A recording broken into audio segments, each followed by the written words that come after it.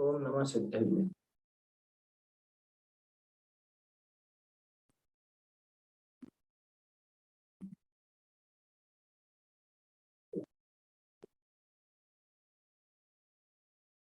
कारुणमुपकारं जिणवरवसहस्रवर्धमानस्य दंसनमग्गमगोच्छामि जहातमासेन श्रीमद्वीरजिनेश रवि मिथ्यातमहर्ता विघ्नहरन मंगलकरं वन्दे विश्वकर्ता वाणी वंदो हित करी जिन मुख नभते गा गणधर गणसुत भूझरी बूंद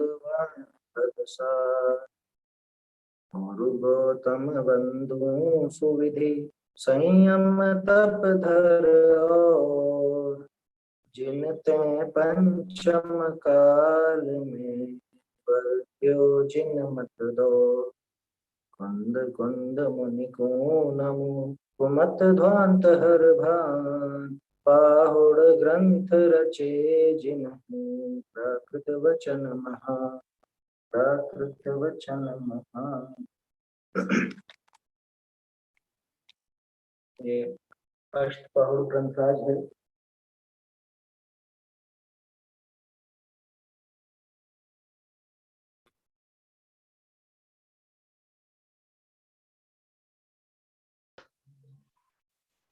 पंडित जी जय जिनेन्द्र। हाँ जय जिनेन्द्र साहब, आवाज आ रही है ना बराबर? आ रही है। हाँ, अष्ट पाहुड़ ग्रंथ में अपन दर्शन पाहुड़ ग्रंथ देख रहे हैं और सम्यक दर्शन की क्या महिमा है, सम्यक दर्शन कितना आवश्यक है। जो सम्यक दर्शन सहित नहीं है वो वंदनीय नहीं है। ये सारी बात अपने सामने यहाँ पर आ रही है। सम्यक दर्शन के बिना वंदनीय नहीं है, इस वजह से हमें ये पहचान करना जरूरी है कि भाई सामने वाले के सम्यक दर्शन है या नहीं। और सम्यक दर्शन है तो उसकी पहचान कैसे की जाए कि परमार्थ से तो वास्तव में वो केवली भगवान ही जानते हैं, लेकिन अगर हम पहचान करना चाहें तो बाहरी कुछ ऐसे अंग भी हैं जिनसे पहचान की जा सकती है। सम्यक दर्शन के बाहरी अंग होते हैं जिनसे ये पहचान की जा सकती है। उन बाहरी अंगों में अपन ने प्रशम, संवेग, अनुकंपा, आस्तिक्य ये सब भी देखे, और अब उसके बाद निशंकित आदि 8 अंग ये भी अपन यहाँ पर देख रहे हैं।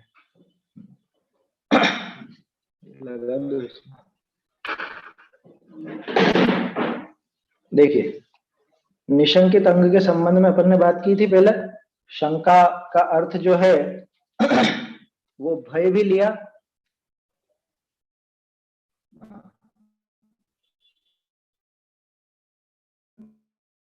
है उसके साथ ही जो संदेह होता है, कैसा संदेह?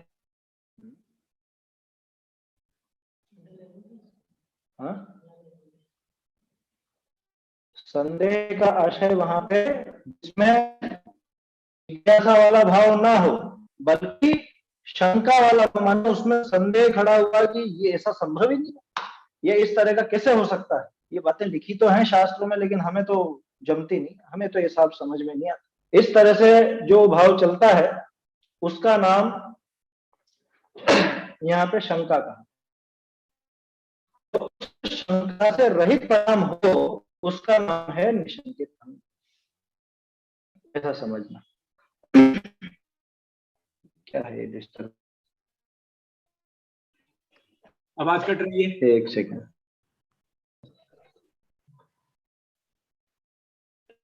ये कुछ यहाँ दिक्कत है।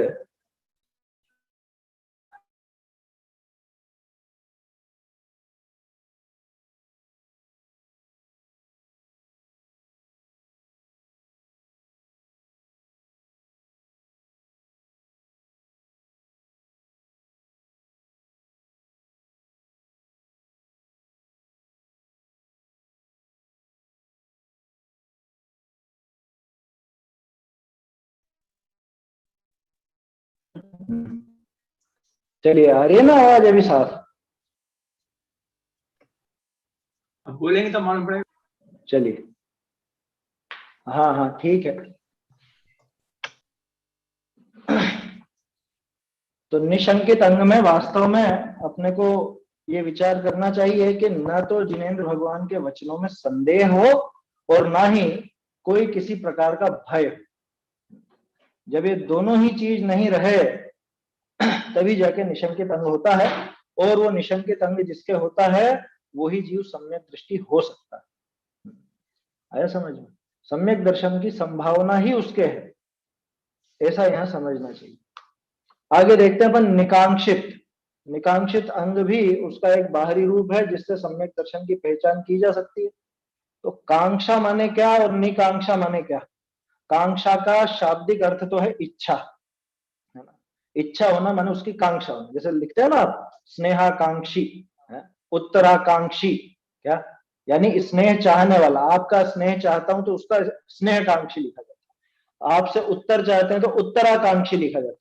इस प्रकार से आकांक्षा या कांक्षा वो इच्छा का भाव है।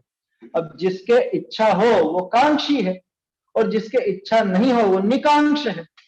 तो निकांक्षित सम्यक दर्शन का एक अंग है। सम्यक दर्शन होने पर वो कांक्षा का भी अभाव होता है, और कांक्षा माने इच्छा। तो सहज रूप से ऐसा प्रश्न खड़ा किया जा सकता है कि साहब कांक्षा तो होगी ना, सम्यक दृष्टि की भी तो होगी। सम्यक दृष्टि की क्या कोई इच्छा नहीं होती क्या? सम्यक दृष्टि भी तो भोजन की इच्छा करता है, व्यापार की इच्छा करता है, रुपए पैसे की इच्छा तो थोड़ी बहुत तो होती है। घर चलाने जैसी तो उसके गृहस्थ दशा है, तो वैसी इच्छाएं उसके भी होंगी। तो वो सारी इच्छा होने पर भी उसको निकांक्षित कैसे कह सकते हैं? ऐसा प्रश्न खड़ा होना चाहिए अपने दिमाग। तो देखते हैं वास्तव में निकांक्षित शब्द का अर्थ क्या है। ये आज मेरे पास ये दूसरी पुस्तक है पुरानी, उसमें पेज नंबर 10 है, और नई में शायद मेरे ख्याल से 9 होगा, है ना? 9 या 10 ही होगा उसमें, देख लीजिएगा। कांक्षा अर्थात भोगों की इच्छा, अभिलाषा। वहां पूर्व काल में किए भोगों की वांछा तथा उन भोगों की मुख्य क्रिया में वांछा तथा कर्म और कर्म के फल की वांछा तथा मिथ्या दृष्टियों के भोगों की प्राप्ति देखकर उन्हें अपने मन में भला जानना अथवा जो इंद्रियों को न रुचे ऐसे विषयों में उद्वेग होना, ये भोगाभिलाष के चिन्ह। ये भोगाभिलाष मिथ्यात्व कर्म के उदय से होता है, और जिसके यह न हो वह निकांक्षित अंग युक्त सम्यक दृष्टि होता है। वह सम्यक दृष्टि यद्यपि शुभ क्रिया व्रताधिक आचरण करता है और उसका फल शुभ कर्म बंध है, किंतु उसकी वह वांछा नहीं करता। व्रताधिक को स्वरूप का साधक जानकर उनका आचरण करता है, कर्म के फल की वांछा नहीं करता। ऐसा निकांक्षित अंग है। तो क्या बात आई सामने यहाँ पर कि वास्तव में देखा जाए तो निकांक्षित अंग में विषय भोगों की इच्छा मुख्य, उसको कांक्षा का। तो सम्यक दृष्टि को होती तो है, लेकिन विषय भोगों की वांछा नहीं होती है। सम्यक दृष्टि जीव को भी विषय भोगों की वांछा होती है ना। सम्यक दृष्टि भी शादी ब्याह करता है, सम्यक दृष्टि भी व्यापार धंधा करता है, सम्यक दृष्टि भी भोजन करता है, पसंद की चीज बनाना खाना चाहता है? ये सारे भाव तो सम्यक दृष्टि को भी होते हैं। तो फिर उसके कांक्षा का अभाव कैसे? कि वास्तव में ये धर्म करते हुए उसके फल में, वो धार्मिक क्रिया के फल में वो लौकिक वांछा नहीं करता, उसका नाम निकांक्षा। समझ में आ रही है बात? कि साहब ये तो चारित्र गुण का विकार है, इससे सम्यक दर्शन का क्या लेना? इससे सम्यक दर्शन का लेना देना ऐसे है कि आपने देव को पूजा, ठीक है, देव को माना, और देव को कैसा माना या कैसे पूजा कि हे भगवान या आपकी पूजा के फल में, मतलब देखो पूजा तो कर रहा हूं मैं, तो कुछ ना कुछ तो होना चाहिए ना, उसका फल तो मिलना चाहिए ना। आज परीक्षा में पास हो जाना चाहिए, या व्यापार अच्छा हो जाना चाहिए, या कोर्ट केस जीत जाऊं, या फिर हे भगवान आप शांति करा दो। ये क्या है? कैसी शांति? वो लौकिक, बस लौकिक। आया समझ में? असली सुख तो चाहता ही नहीं उनसे।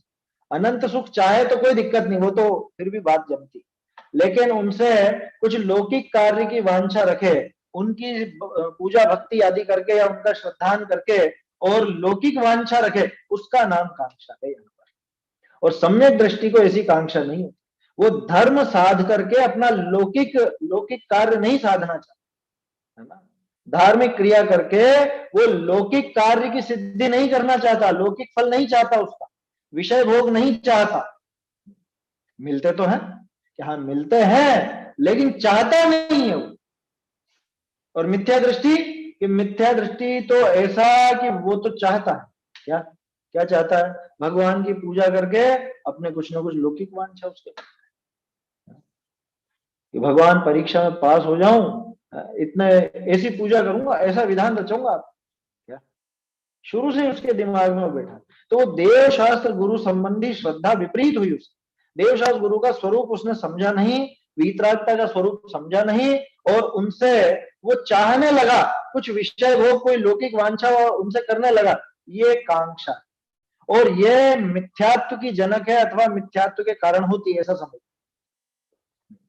सम्यक दृष्टि जीव को ऐसी कांक्षा नहीं। देखो विषय भोगों की इच्छा सम्यक दृष्टि को भी है, ठीक है, लेकिन धर्म करके नहीं, धर्म के फल में नहीं।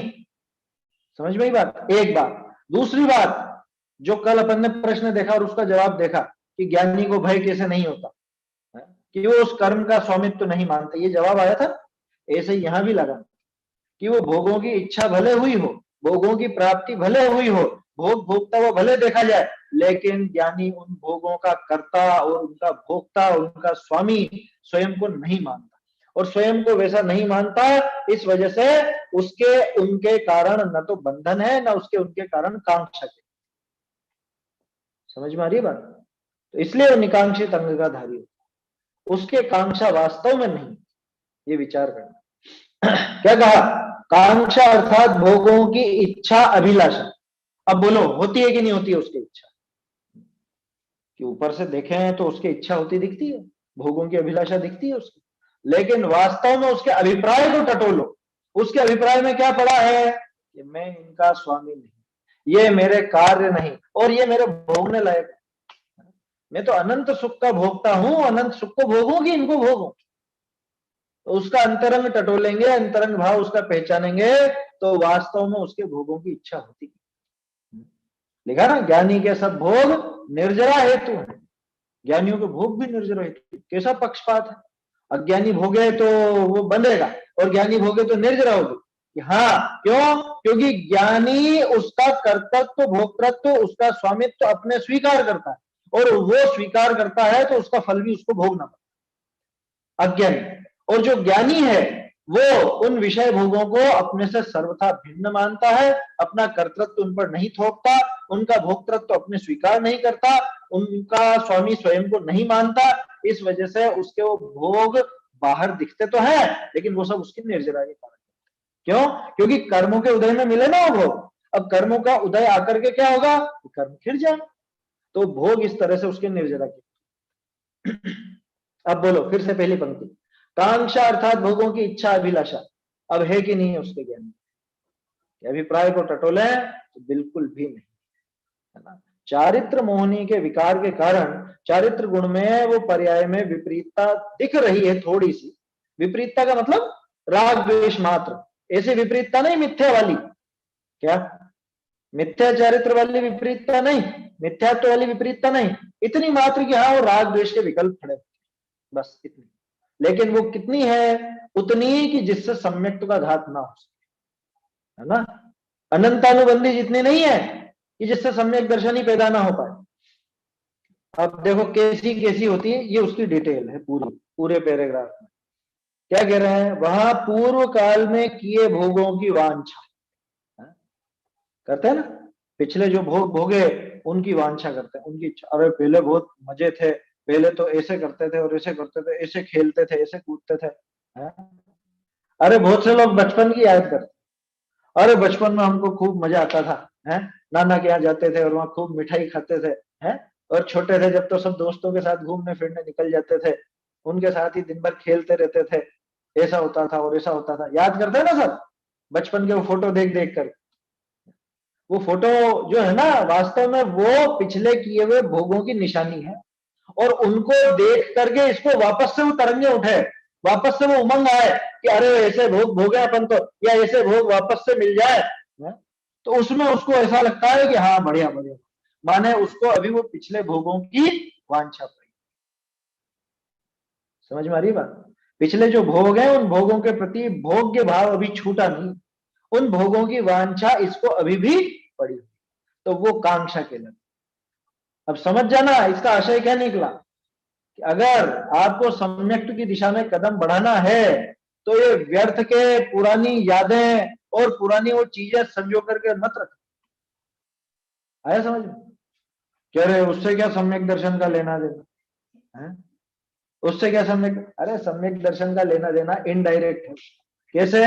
कि आप पुराने वो भोगों की याद कर करके और उन भोगों के प्रति तीव्र आसक्ति का भाव करोगे, और वो आसक्ति जो बढ़ती जाती है वो निश्चित रूप से अनंतानुबंधी की सूचक है।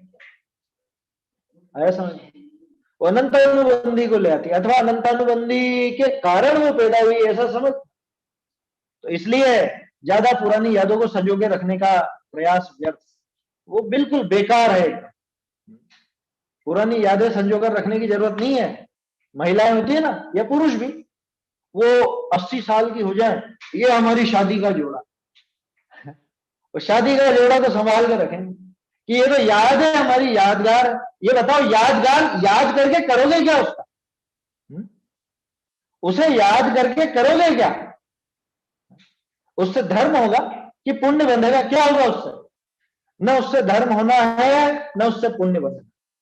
समझ में ये बात? नितांत सिर्फ पाप का बंध होगा। और बताओ, आत्मानुशासन में तो अपन ने देखा था ना कि वो पिछले भोग वो तो भोग चुके, अब वो भोग नहीं भोगने वाला है। अब बाहर में वो भोग भोगने को मिलने वाले नहीं है, वो भोग अब नहीं मिलते हैं, और ये उनकी याद कर करके व्यर्थ में पाप बांध, व्यर्थ ही पाप बांधता है उनको याद करके। समझ में आ रही है बात? इसलिए जो पुरानी यादें हैं, अरे पुरानी यादगार है, ये तो हमारे पिताजी की यादगार है, ये तो हम नहीं छोड़ेंगे, ये तो रखेंगे, ये तो संभाल के रखो। रखे रखो, पाप बंद का ही कारण है और कुछ भी। और व्यर्थ का, व्यर्थ का आया समझ? अनर्थ दंड है ये, अनर्थ दंड। उससे काम क्या होना ये बताओ? इसलिए ज्यादा यादगार बनाने के पीछे, यादगारें रखने के पीछे नहीं पड़ना, उसमें अपना भला कुछ नहीं होता, उल्टा बुरा ही होता। व्यर्थ का पाप बनता, और क्या होता बताओ? आप बता दो, कोई लाभ हो तो मुझे बता दो, कोई ऐसा लाभ होता हो तो बता दो। तो पूर्व काल में किए भोगों की वांछा तथा उन भोगों की मुख्य क्रिया में वांछा, क्या मतलब कि एक तो ऐसे ऐसे भोग भोगे थे, वो याद कर करके खुश होना है ना, आनंदित होना, तो ये अपने आप ही वांछा की निशानी है कि नहीं नहीं हम मांग थोड़े ना रहे, अरे तुम खुश हो रहे हो ना उसमें, वो जो पहले भोगे थे उनको याद कर करके खुश हो रहे हो, माने आपको अभी भी उन भोगों की वांछा। दूसरा, उन भोगों को फिर से भोगने की इच्छा, ये मुख्य क्रिया में वांछा। समझ में आई बात? हालांकि दोनों एक जैसे ही है, ज्यादा अंतर नहीं है, ये जो दो पॉइंट लिखे ना दोनों एक जैसे, फिर भी एक में तो सिर्फ याद कर करके खुश होना समझ लेना, और एक में याद करके और फिर कह रहे चलो चलो वापस वैसे ही करें। पूर्वजों की जैसे फोटो होता है ना वगैरह आजकल, क्या? पूर्वजों की फोटो वगैरह रखी रहती है। हाँ रखी रहती है ना, पूर्वजों की फोटो रहती है, वो भोगों की निशानी तो नहीं है, लेकिन वो जो रखी रहती है वो भी यादगार, याद कर करके, तो क्या उनसे पुण्य बांधते हैं। हाँ कोई धर्म में विशेष हुए हो, धर्मात्मा विशेष धर्मात्मा हुए हो, तो यादगार के लिए रख लो, उनको देख देख करके याद आवे कि भाई बचपन में हमको सिखाते थे कि रात्रि भोजन नहीं करना, बचपन में इन्होंने हमको धर्म मार्ग में लगाया, आगे बढ़ने की प्रेरणा मिले तब तो रखो। मैं कहता रहा हूं अगर कुछ लाभ होता हो तब तो रखो, लेकिन अगर लाभ नहीं होता है तो उनको रखने में ये एक तरह से भोगों की वांछा जैसे। शादी की एल्बम रखी रहती है। हाँ शादी की एल्बम आया समझ में? शादी की एल्बम देख देख करके क्या याद, अरे देखो देखो हम ऐसे, अब वो घूमने गए कहीं पे, पति पत्नी घूमने गए और वहां के फोटो हैं, उनको देख देख करके याद कर, अरे देखो देखो कैसे घूमने जाते थे और कैसे कैसे भोग भोगे, कहाँ कहाँ घूमे, कहाँ फिरे और क्या किया। ये सारी याद करके लाभ क्या, ये बताओ? पाप ही तो बनता है। समझ में आ रही है बात? रौद्र ध्यान ही तो है ना, है? नहीं है? रौद्र ध्यान का भेद नहीं है ये? उसमें आनंद मान रहा, उस आनंद, क्या पहले जो भोग भोगे उनमें आनंद मानना, ये रौद्र ध्यान नहीं है। हिंसानंदी, परिग्रहानंदी, मृषानंदी, चौर्यानंदी, ये सारे के सारे रौद्र ध्यान में। देखो, तो उन भोगों की वांछा और उन भोगों की मुख्य क्रिया में वांछा तथा कर्म और कर्म के फल की वांछा। क्या कर्म की वांछा कैसी होती है? कौन चाहता है कर्म? अरे हमको पुण्य बंधे, पुण्य बंधे, बहुत पुण्य बंधना चाहिए। पाप नहीं बांधना, पाप नहीं बांधना, पुण्य बांधो अपन तो। क्या दिन भर पुण्य बांधो? पुण्य को जो बांधने की इच्छा है वो बंधन की इच्छा है, मुक्त होने की इच्छा नहीं है। अब सोचो, मोक्ष मार्गी कौन होगा? मुक्त होने की इच्छा रखने वाला है कि बंधने की इच्छा रखने वाला? इसलिए जिसको पुण्य कर्म की भी इच्छा है अथवा उस कर्म के फल की भी इच्छा है, समझना संसार की इच्छा है। उस जीव को संसार की ही इच्छा है वास्तव में, वो मुक्ति की इच्छा नहीं है। और जिसको संसार की इच्छा है वो सम्यक दर्शन कैसे प्राप्त करेगा? मिलेगा उसको सम्यक दर्शन? मिलेगा क्या है? जो कर्म और कर्म का फल चाहता है वो संसार में ही भटके, ऐसा समझ। कर्म और कर्म के फल की वांछा तथा, चलो अब खुद के तो कुछ थे नहीं, खुद ने तो कोई भोग भोगे नहीं ज्यादा, दूसरे मिथ्या दृष्टियों के भोगों की प्राप्ति देखकर उन्हें अपने मन में भला जानना।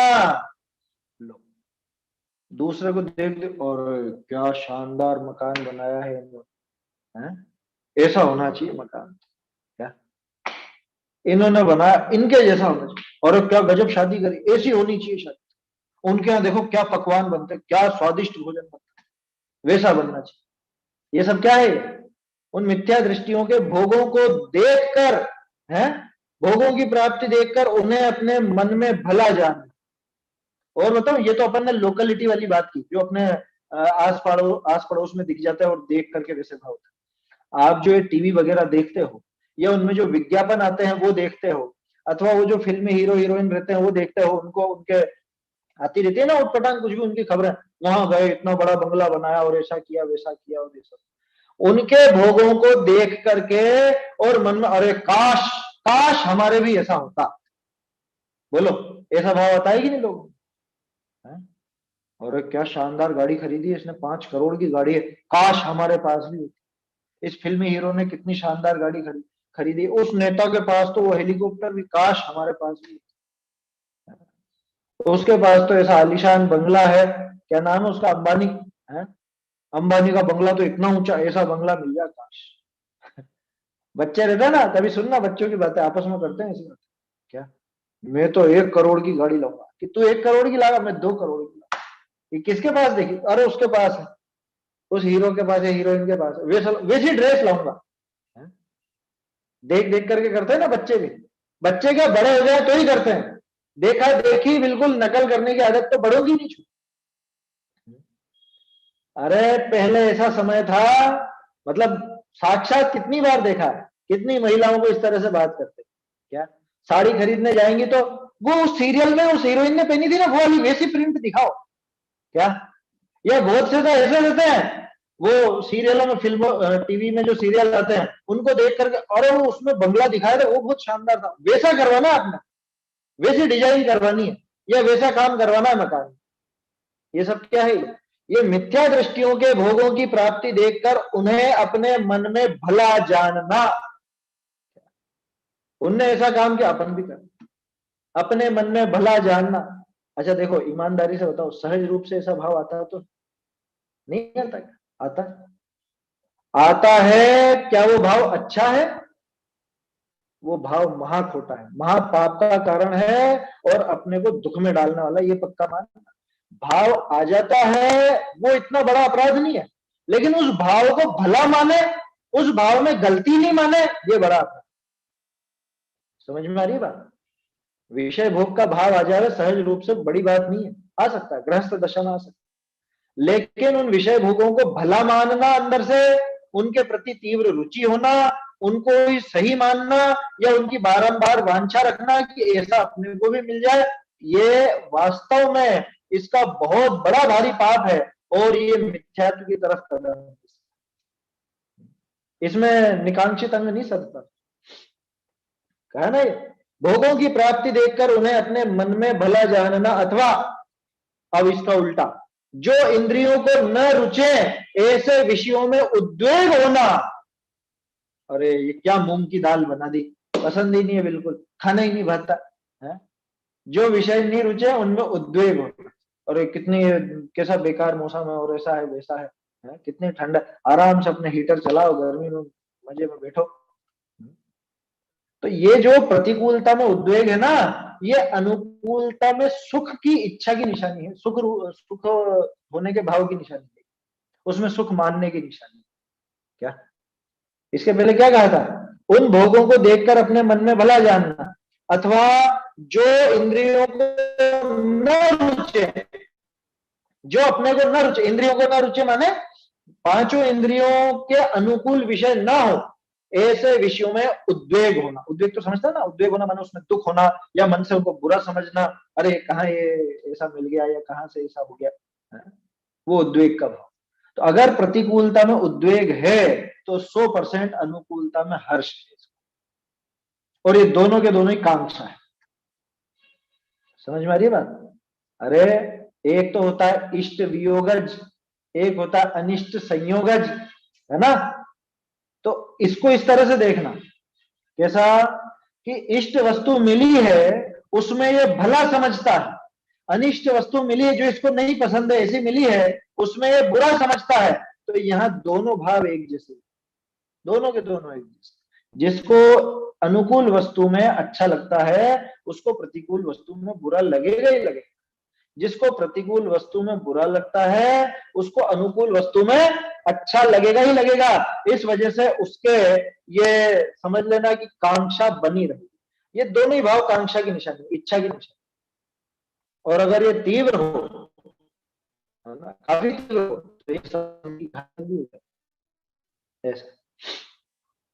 अपने मन में भला जानना, अथवा इंद्रियों को न रुचे ऐसे विषयों में उद्वेग होना, ये भोगाभिलाष के चिन्ह है, ये निशानी है भोगाभिलाष। क्या मन पसंद जो मिल जाए तो बहुत अच्छा, और नहीं मिले तो बहुत बुरा, ये भोगाभिलाष की निशानी, भोगों की अभिलाषा की निशानी, भोगों की इच्छा की निशानी।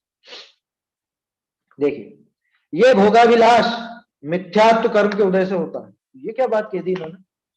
ये भोगाभिलाष मिथ्यात्व कर्म के उदय से होता है। हम तो सोचते थे चारित्र मोहनी के उदय में होता, और यही पढ़ा है आज तक। वो जो इच्छा है, इच्छा माने जैसे नौ कषाय में रति और अरति है ना, उसमें सारे के सारे भाव आ गए। कोई चीज आपको पसंद आती है, कोई वस्तु पसंद है, तो उसके संबंध में लोभ होगा, रति होगी, आया समझ में? तो जो भी वो राग वाली कषाय वो होंगी। तो हम तो समझते हैं कि चारित्र मोहनी के उदय में होता है। जयचंद जी ने ऐसा कैसे लिख दिया?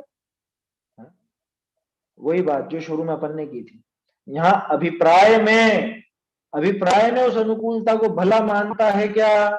अगर अभिप्राय में उस अनुकूलता को भला मानता है तो 100% ऐसा समझना कि ये इसके मिथ्यात्व की निशानी। लिखा ना, ये मिथ्यात्व कर्म के उद्देश्य। इसको बिल्कुल वैसे लेकर के चलिए, कैसे? जैसे 9वें अधिकार में अपन ने देखा था, मोक्ष प्रकाशक के 9वें अधिकार में क्या देखा था कि अनंतानुबंधी सम्यक दर्शन की घातक है। जबकि अनंतानुबंधी तो चारित्र मोह की प्रकृति है, सम्यक दर्शन श्रद्धा मन का काम है। तो वो कैसे घातक हो गई? कि वो ऐसे घातक हो गई कि वो तभी उदय में रहती है जब उसके साथ मिथ्यात्व भी हो। अधिकांश ये देखा जाता है, दूसरे गुणस्थान की बात छोड़ देते है ना। बाकी तो हमेशा जब भी वो सामने आती है तो मिथ्यात्व के साथ ही आती है। और मिथ्यात्व चूंकि सम्यक दर्शन का घातक है, इसलिए अनंतानुबंधी को भी घातक कह दिया जाता है। ऐसा समझ। ठीक उसी तरह से अब यहाँ पे देखो, क्या अभिप्राय में अगर ये खोट पड़ी है, कैसी खोट? कि अनुकूल वस्तुओं में, इष्ट वस्तुओं में तो बहुत ही हर्ष हो, प्रतिकूल वस्तुओं में बहुत ही उद्वेग हो, उद्वेग का भाव हो, तो ऐसा समझना कि ये मिथ्यात्व कर्म के उदय इसके चल रहा है। और जिसके यह न हो वह निकांक्षित अंग युक्त सम्यक दृष्टि होता। समझ में आ रही है बात? इसको इसी ढंग से लेना, नहीं तो बिठा नहीं पाओगे। ये कैसे लिख दिया इन्होंने? भोगों की इच्छा तो उसको भी होती है, और उसको भी अच्छा लगता है, बुरा लगता है। सीता जी का वियोग हुआ तो राम जी को भी बुरा लगा, सीता जी मिल गई तो राम जी को भी अच्छा लगा। ये सब नहीं हुआ क्या? कि अरे अभिप्राय टटोलो, अभिप्राय क्या है? उस अनुकूलता में अगर अच्छा मानने का अभिप्राय हो, अनुकूलता भली लगती हो अंदर अभिप्राय में, तो समझना मिथ्यात्व है। लेकिन अगर वो अभिप्राय में नहीं है और चारित्र मोहनी के वजह से बाहरी थोड़ा सा दोष है, तो वो कोई बड़ी बात नहीं है, वो टल जाएगा धीरे धीरे। क्या कह रहे हैं आगे? जिसके यह न हो वह निकांक्षित अंग युक्त सम्यक दृष्टि हो। वह सम्यक दृष्टि यद्यपि शुभ क्रिया व्रताधिक आचरण करता है और उसका फल शुभ कर्म बंध है, किंतु उसको वह वांछा नहीं करता। वापस से ध्यान कीजिए, 6-7वें पेज का मोक्षमा प्रकाशक का 6 और 7वां पेज, अरहंत आदि से प्रयोजन सिद्धि। कि अरहंत आदि के पूजने से, उनको मानने से वो प्रयोजन की सिद्धि होती तो है, लौकिक प्रयोजन भी सध जाते हैं, लेकिन लौकिक प्रयोजनों की इच्छा रख करके कभी भी उनकी पूजा वंदना आदि नहीं। अरहंत आदि को लौकिक वांछा रख करके नहीं पूजना, क्योंकि उससे उल्टा पाप बनता। ठीक है, वो विषय ध्यान है ना। अब उसी तरह से ये देखो, सम्यक दृष्टि के यद्यपि शुभ क्रिया होती है, शुभ क्रिया माने धर्म की क्रिया, मंद कषाय रूप भाव अथवा देवशास गुरु के प्रति शुभ राग रूप भाव, वो शुभ क्रिया होती है और व्रताधिक आचरण भी करता है, और इन सब का फल क्या मिलता है? अरे पूजा का फल क्या मिलेगा, ये स्वाध्याय का फल क्या मिलेगा? शुभ कर्म बनेंगे, पुण्य कर्म बनेंगे। आया समझ में? मोक्ष तो मिलेगा नहीं ना, इन क्रियाओं से थोड़े ना मोक्ष मिलता। तो सम्यक दृष्टि के वो सारी शुभ क्रियाएं होती हैं, उनका आचरण भी वैसा रहता है, व्रताधिक आदि का आचरण रहता है, और उसका फल शुभ कर्म बंध है, किंतु उसको वह वांछा नहीं करता, उसको वांछा नहीं होती है। देखो, उसको ये भी पता है कि इन सब क्रियाओं के फल में मुझे स्वर्ग आदि मिलेगा, लेकिन स्वर्ग की इच्छा कितनी है सम्यक दृष्टि? स्वर्ग की इच्छा रत्ती भर की। समझ में आ रही है बात?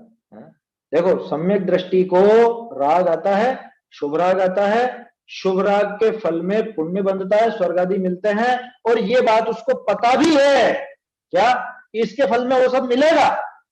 लेकिन गजब की बात यह है कि न तो वो शुभ क्रियाएं उन फलों को चाहने के लिए कर रहा है, और ना ही उन फलों के मिलने पर हर्षित। बात समझ में आ रही है?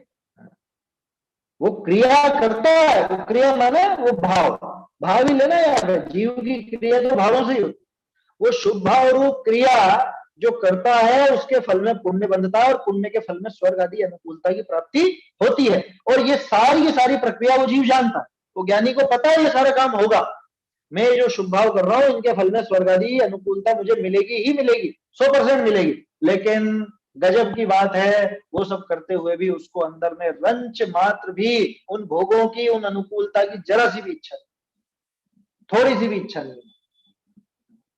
इसलिए सम्यक दृष्टि को निकांक्षित कहा गया। समझ में आई अब बात? इस वजह से निकांक्षित, उसके वो भाव होते हो, है ना, कौन से भोग आदि के भाव होते हो, लेकिन अंतरंग में भोगों की वांछा। एक बात। दूसरी बात, वो धार्मिक क्रिया करता है, और धार्मिक क्रिया माने वो शुभ भाव, वो शुभ भाव करता है, और उन शुभ भाव के फल उसको मिलते हैं, वो फलों को भोगता भी है, लेकिन उन फलों को भोगने की रंच मात्र भी उसको अंदर में इच्छा नहीं है, उस अनुकूलता को भला नहीं मानता। उनको भला मानने लग जाए तो बंध तत्व संबंधी भूल हो जाएगी। ये सोचो आप, ये जो निकांक्षित अंग है ना, इसके विपरीत में बंध तत्व संबंधी भूल चलती है। माने आप यूं समझो, निकांक्षित अंग ही उसके प्रकट होगा जिसके बंध तत्व संबंधी भूल नहीं। क्या है बंध तत्व संबंधी भूल? है शुभ अशुभ बंध के फल मझार रति अरति कर, और खास चीज निज पद विसार, अपने स्वरूप को भूल करके इन कर्मों के फल में शुभ में भला अशुभ में बुरा ऐसा मानता। ये ऊपर यही तो पढ़ा है हमने, उन भोगों को अच्छा मानता है, और कभी वो प्रतिकूलता मिल जाए, इंद्रियों को जो न रुचे, उनमें उद्वेग का भाव होता है। ये सब क्या है? वो शुभ कर्म के फल में अच्छा अच्छा अच्छा, और अशुभ कर्म के फल में पाप के फल में अरे ये खोटा, बुरा बुरा बुरा। ऐसा जो भाव है वो बंध तत्व संबंधी भूल, और जिसके बंध तत्व संबंधी भूल है उसके निकांक्षित अंग नहीं हो सकता, जिसके निकांक्षित अंग है उसके बंध तत्व संबंधी भूल नहीं हो।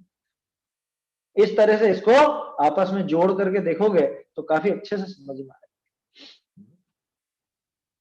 क्या कहा? वह सम्यक दृष्टि यद्यपि शुभ क्रिया व्रताधिक आचरण करता है और उसका फल शुभ कर्म बंध है, किंतु उसकी वह वांछा नहीं करता। क्या? उसकी वांछा नहीं होती कि मुझको मिल जाए, है ना? वो जानता है कि मिलेंगे, लेकिन वो चाहता नहीं कि मिल जाए, मतलब उसके फल में नहीं चाहता। कहने का अर्थ यह है कि उन भोगों को चाहने के लिए वो काम नहीं करता, है ना?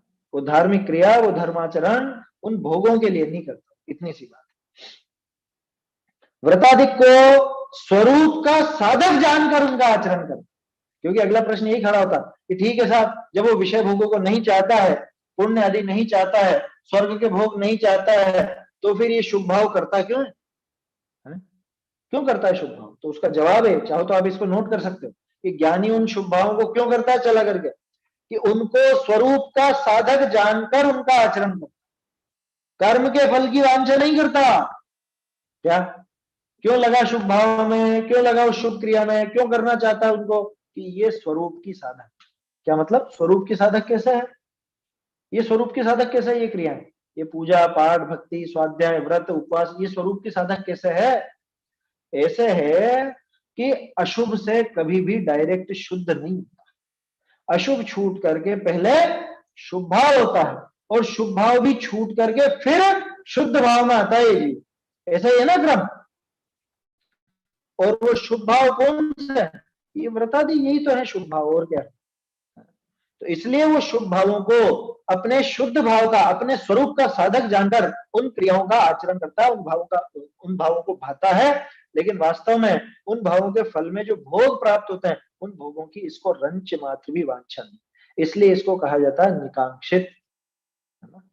बिल्कुल निकांक्ष है, निकांक्षित अंग का धारी, ऐसा निकांक्षित अंग है। चलिए आगे देखते हैं, है ना? निर्विचिकित्सा।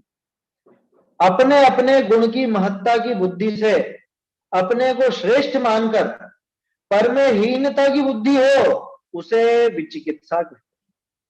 वह जिसके न हो सो निर्विचिकित्सा अंग युक्त सम्यक दृष्टि होता है। उसके चिन्ह ऐसे हैं कि यदि कोई पुरुष पाप के उदय से दुखी हो, असाता के उदय से ग्लानि युक्त शरीर हो, तो उसमें ग्लानि बुद्धि नहीं करता। ऐसी बुद्धि नहीं करता कि मैं संपदावान हूं, सुंदर शरीरवान हूं, ये दीन रंग मेरी बराबरी नहीं कर सकता। उल्टा ऐसा विचार करता है कि प्राणियों के कर्मोदय से अनेक विचित्र अवस्थाएं होती, जब मेरे ऐसे कर्म का उदय आवे तब मैं भी ऐसे ही हो जाऊं। ऐसे विचार से निर्विचिकित्सा अंग होता है ना? ये इसका इन्होंने खुलासा किया। तो थोड़ा सा पहले इसको समझते हैं अपन। निर्विचिकित्सा वास्तव में क्या है, ये समझने के लिए विचिकित्सा को समझो। विचिकित्सा माने जुगुप्सा, जुगुप्सा ग्लानि का भाव, घृणा का भाव, है ना?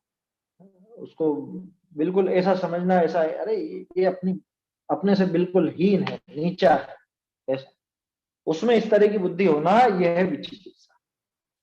ये विचिकित्सा क्यों होती है? जुगुप्सा नाम की एक कषाय है ना? जुगुप्सा नाम की कषाय है ना, उसकी वजह से होती है। और जुगुप्सा कैसी कषाय है? राग रूप है कि द्वेष रूप है? कैसी है? जुगुप्सा द्वेष रूप कषाय, द्वेष मूलक कषाय है ना?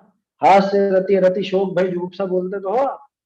तो जुगुप्सा द्वेष रूप कषाय। और कितना द्वेष कि ये वास्तव में इसने अपने शुद्ध स्वरूप को तो पहचाना नहीं। खुद के शुद्ध स्वरूप को नहीं पहचाना तो अन्य को भी जीव कैसे माने, और अन्य को भी अपने जैसे ही कैसे माने? अगर अपने स्वभाव को समझता, द्रव्य स्वभाव को समझता, तो अन्य जीव के द्रव्य स्वभाव को भी समझता, फिर उसमें हीनता की बात नहीं आती। देखो गजब की बात है, जुगुप्सा पैदा ही तब होती है जब तीव्र पर्याय दृष्टि चलती है। पर्याय बुद्धि बहुत तीव्र हो ना, तो जुगुप्सा का भाव आता है। और कौन सी पर्याय बुद्धि? बाहर की, वो भी शारीरिक दशा देख करके कर रहा, वो तो जीव की पर्याय है भी नहीं वास्तव।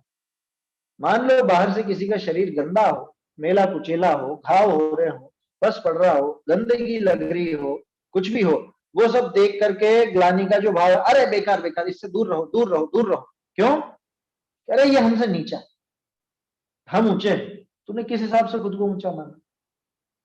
तेरे पास क्या है जो उसके पास नहीं है, और उसके पास क्या है मतलब जो जिससे तू ऊंचा है? तो इस वो तो जीव की पर्याय भी नहीं थी वो गंदगी वगैरह, तो क्या देखा उसने? उसने उस शरीर को देखा, असमान जाति द्रव्य पर्याय देखी ज्यादा से ज्यादा, इतना तो कोई विचार भी नहीं करता, देखो ज्यादा से ज्यादा वो देखी।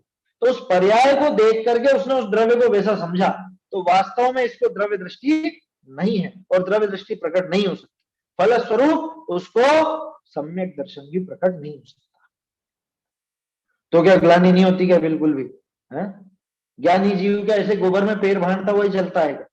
वो भी तो देख करके दूर हटता है ना, है? कोई मान लो ऐसा होगा घाव वाला और ऐसा होगा जिसके खून में तितर बितर हो रहा होगा, तो उससे तो थोड़ा दूर रह करके चलेगा ना, कि नहीं चलेगा? मान लो आप जा रहे हो, मंदिर जा रहे हो और मरा हुआ चूहा पड़ा हो रोड पर, तो उससे दूर हट करके चलोगे कि उसके छूते हुए जाओगे? क्या करोगे? तो दूर हट के चले तो क्यों चले? ग्लानि का भाव नहीं है क्या? हो है तो सही, ग्लानि का भाव है तो सही, तो फिर निर्वी चिकित्सा कैसे? फिर ज्ञानी के निर्वी चिकित्सा कैसे? कि इतना तीव्र ज्ञानी के ग्लानि का भाव नहीं होता कि जिसमें वो मिथ्यात्व पनप सके। अनंतानुबंधी में जैसा ग्लानि का भाव होता है वैसा नहीं होता। एक बात जो अपन ने अभी उदाहरण लिए वो सब ऐसे लिए कि जिनमें कुछ किया नहीं जा सकता। अब मान लो मैंने मरे हुए चूहे का उदाहरण लिया, मान लो चूहा जिंदा है और घायल है ना, खून निकल रहा है उसके, अब वो ज्ञानी क्या करेगा? अरे ज्ञानी छोड़ो, भद्र मिथ्या दृष्टि भी होगा ना, भद्र परिणामी मिथ्या दृष्टि, वो क्या करेगा?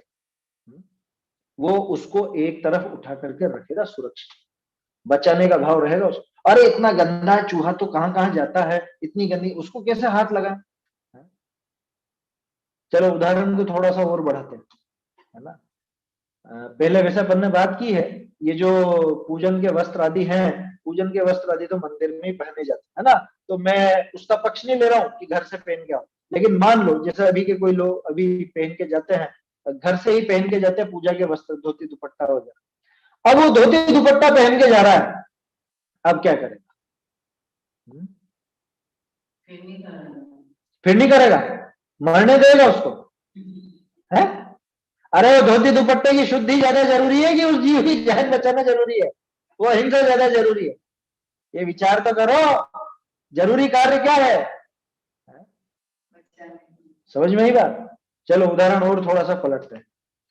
मान लो वो चूहा नाली में पड़ा, अब क्या हो? क्या है, अब तो बिल्कुल घिन आ रही है, तो अब कैसे? अरे भाई वहां पे अगर वो सामने वाले को जीव समझता है, उसको जीव दया है, तो वो उसकी जीव दया का पालन करे, वहां पे उसको घृणा नहीं होगी, ग्लानि नहीं आएगी।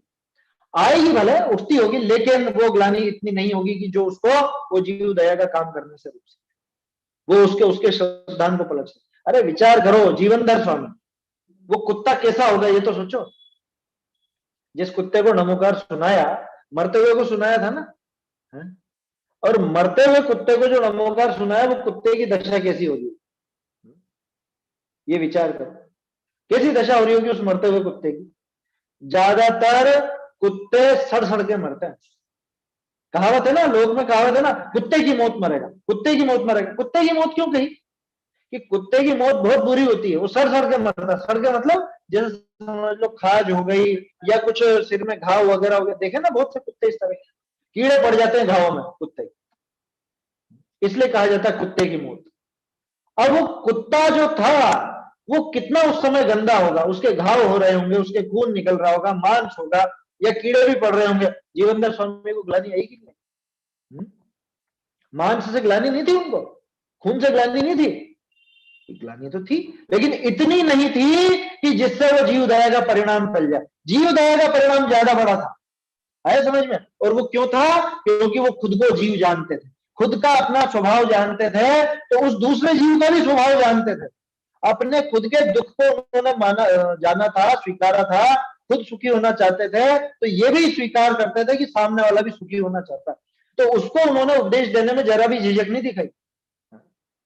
दूसरे लोग भले कहते हो अरे अरे कहां बैठे हो राजकुमार तुम, कौन था, सेठ के पुत्र थे, राजकुमार थे, क्या थे? ये तो राजकुमार, लेकिन सेठ हाँ, सेठ के यहाँ पे पले थे, राजकुमार थे। तो किसी ने कहा होगा, अरे कहाँ तुम ये मरते हुए कुत्ते के पास बैठे हो, बोलो, नहीं कहा होगा क्या? लेकिन मन में वो दया का परिणाम ज्यादा तीव्र था बनिस्पत उस ग्लानि।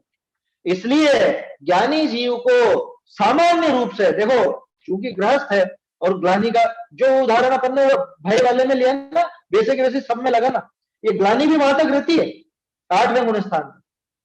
ग्लानि का मतलब ग्लानि जो कषाय है, जुगुप्सा, जुगुप्सा ग्लानि नहीं समझो तो जुगुप्सा कषाय, वो जुगुप्सा कषाय का उदय या जुगुप्सा जुगुप्सा कषाय की सत्ता वहां तक है 8वें गुण स्थान। तो जैसे भय कषाय में अपन ने बात की, वैसा ही यहाँ पे ले, तो उसके वो जुगुप्सा होती है, लेकिन इतनी नहीं होती कि जिससे मिथ्यात्व का घात हो सके, इतनी नहीं होती कि जिससे वो जीव दया का परिणाम दर्ज, इतनी नहीं होती कि जो उसको उसके धर्म कार्य से रोक सके। समझ में आ रही है बात? अभी तो इस पर काफी विस्तार से हुआ चर्चा कायदे से, अभी तो समय हो रहा है वैसे अपना। बहुत से लोगों को तो वो बचपन से बच्चों को इतना वो फैशनेबल रखते हैं, या इतना वो, अरे फूफू फूफू छी, दूर रहो इससे, दूर रहो, बचपन से उनको इतना ज्यादा वो बना देता है, जो उनके दिमाग में ऐसा भर जाता है क्या, हर चीज में बहुत ज्यादा जुगुप्सा आती है।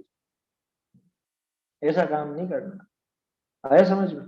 मैं ये नहीं कह रहा हूं गंदगी के बीच में रहो, नहीं तो आप सोचोगे अरे जुगुप्सा मिटाने के लिए तो ऐसा काम करना पड़ेगा, ऐसा काम करने की नहीं कह रहा हूं मैं, इतना कह रहा हूं कि वो जुगुप्सा कहीं इतनी तीव्र ना हो जाए कि उससे आपके धर्म कार्य में बाधा आए, अथवा आपके सम्यक्त्व में बाधा आए, अथवा जीव दया के परिणाम में बाधा आए। इतनी जुगुप्सा नहीं होनी चाहिए, आया समझ में? और तो और मूलाचार में क्या लिखा है, लौकिक जुगुप्सा करने लायक नहीं, अलौकिक जुगुप्सा करने लायक। क्या मतलब? अरे जुगुप्सा करनी है, मिथ्यात्व से करो, संसार से करो, राग द्वेष से करो, ये है जुगुप्सा लायक। और हम जुगुप्सा किससे करते हैं? किसी दूसरे जीव से, उसकी दुर्दशा से, उसका कुछ ऐसा काम हो गया उसको देख करके हम जुगुप्सा करते हैं, ये उचित। समझ में आ रही है बात? ऐसा है। अभी तो समय हो गया है, ये अपन कल देखेंगे इस पैराग्राफ को फिर से। अपने गुण की महत्ता की बुद्धि से अपने को श्रेष्ठ मान, कि खुद में एक घमंड का भाव है ना, मान के साथ साथ चलती जुगुप्सा, क्योंकि मैं खुद को ऊंचा मानूंगा तभी तो दूसरे को नीचा मानूंगा, दूसरे को अपने से हल्का मानूंगा, और तभी जुगुप्सा पैदा होती। तो जुगुप्सा वाली जो बात है, निर्विचिकित्सा अंग की बात, इसको अपन और कल विस्तार से देखेंगे, अभी तो समय हो गया है। चैतन्य का स्मरण प्रतिक्षण ही करो रे, भव के अनंत दुख को क्षण में हरो रे, अक्षय अनंत निज सौख्य निधान पाओ, गाओ अरे नित इसी के गीत गाओ। जिनवाणी ये भैया इसमें पेज नंबर कौन सा है ग्रंथ में? ये नई वाली में शायद 9 या 10 होगा, मैं आज पुरानी वाली से पढ़ रहा था, आज यहाँ घर पे पढ़ा ना, तो पुरानी में तो 10 नंबर पेज था, नई वाली में शायद 9 नंबर हो सकता है। ये सम्यक्त्व के 8 गुण और 8 गुणों का प्रश्न आदि चिन्ह, हाँ, वही वर्णन चल रहा है। ठीक। हाँ, चलिए जिनवाणी स्तुति। जान के सुज्ञानी जैन वाणी की सरधा लाइए, जान के सुज्ञानी जैन वाणी की सरधा लाइए, जा बिन काल अनंत भ्रमता, जा बिन काल अनंत भ्रमता, सुख न मिले कहूँ प्राणी, जान के सुज्ञानी जैन वाणी की सरधा लाई, स्वपर विवेक अखंड मिलत है, स्वपर विवेक अखंड मिलत है, जाही के सरधानी, जान के सुज्ञानी जैन वाणी की सरधा लाई, अखिल प्रमाण